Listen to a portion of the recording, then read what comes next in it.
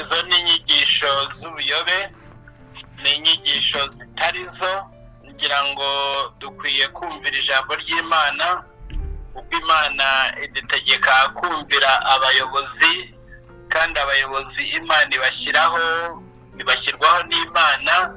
Abayobozi rero beza bareberera abo bayoboye, kandi jewe iyo ndeba nkabibona nkabyitegereza nkareba tuve naho tugeze.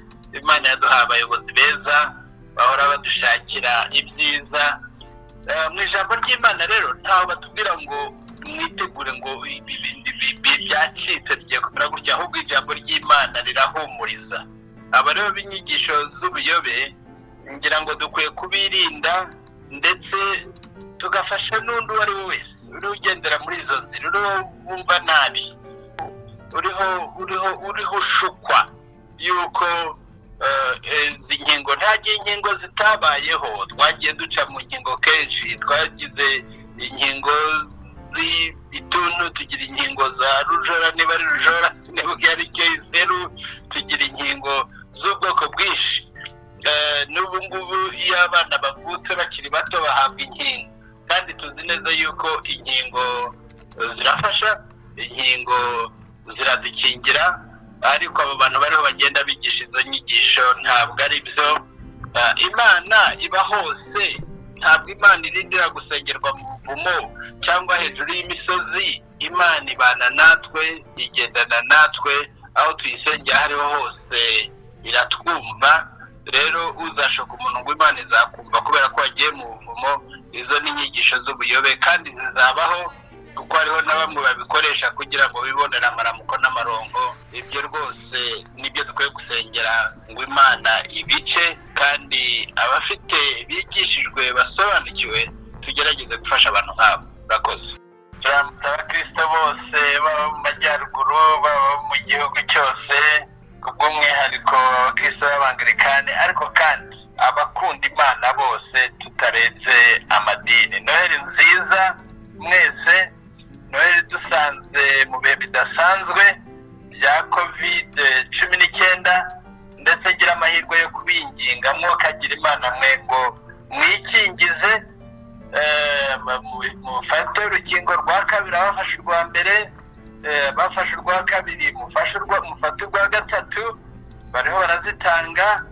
Rwose dufatanye n'igihugu cyacu kurwanya iki cyorezo kandi tuzagitsinda. Hari amagambo meza ari muri Zaburi ya 96. Zaburi ya 96 yanditswe na Dawidi. Ni igihe ngira ngo bari batwaye isanduka ry'isezerano i Yerusalemu. Ni Zaburi nziza cyane, ni Zaburi umuntu ashobora kubonamo ubutumwa bwa Noheli. Ni Zaburi ivuga ku kuramya no guhimbaza, ni Zaburi ivuga ku gutanga ubuhamya bw'ibyiza Imana yakoze, ni Zaburi ivuga kurindira twiteze ko Yesu azagaruka. Ariko noneho ubu ngubu turizihiza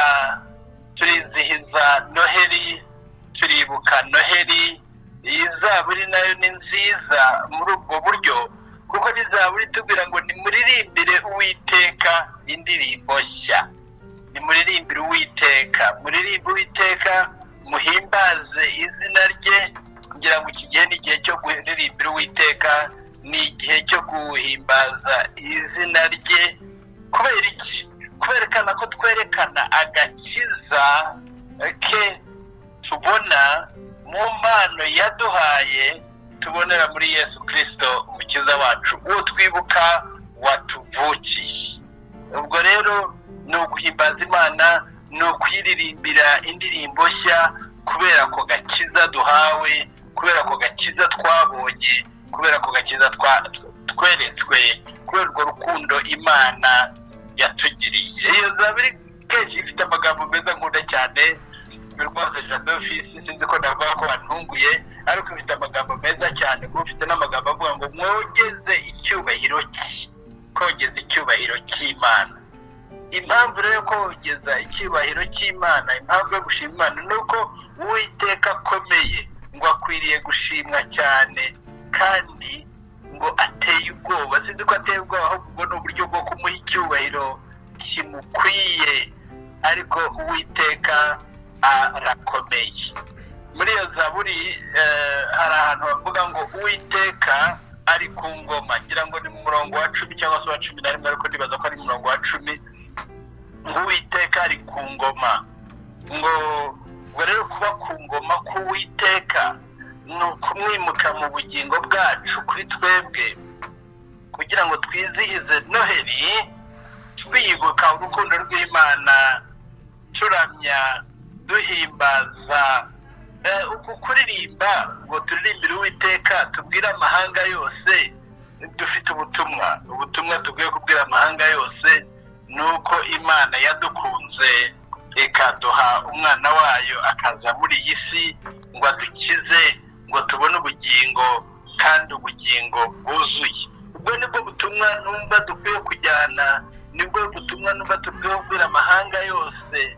Nicyo giye kudutera kuramya no guhimbaza no kuririmba indirimbo nshya, tukagera muri iki gihe cya Noheli. Mbese iyo ndirimbo nshya rwose ngiye numva ari nka doxology, kuririmba indirimbo yo guhimbaza, kuririmba indirimbo yo kuramya, kuko Uwiteka akomeye, ari we muremyi w'ijuru n'isi. Ni ubundi buryo bwo gutanga ubuhamya bw'inkuru nziza za Yesu muri iki gihe turi mu bihe bya Noheli na Bonane, tuvuga iby'agakiza, tuvuga iby'uwaje kudukiza, tuvuga iby'itara. Muri Yesaya nyiravuga ngo the light has come, God is light, w'Imana ni umucyo. Irebye muri Luka igice cya 2 naho uzahasanga amagambo meza cyane avuga ku kuramya, avuga ku kwizihiza kubera umunezero duhawe tubonye. Imana rero bagire neza, dufite ubutumwa bwo gutanga. Ubwo butumwa dukwiye kubwira isi yose, dukwiye kuririmbira Uwiteka ko akomeye, dukwiye gutanga iyo nkuru nziza yuko twabonye umwana kandi muri we tubonamo agakiza kaduha ubugingo budashira, bikaduha iyo muri iyo zaburi ijya kurangira 11:13, usanga ko iyo zaburi duha ibyiringiro byo kurindira cya gihe cyo kugaruka kwa Yesu. Ubwo rero ni kurindira dufite ibyiringiro.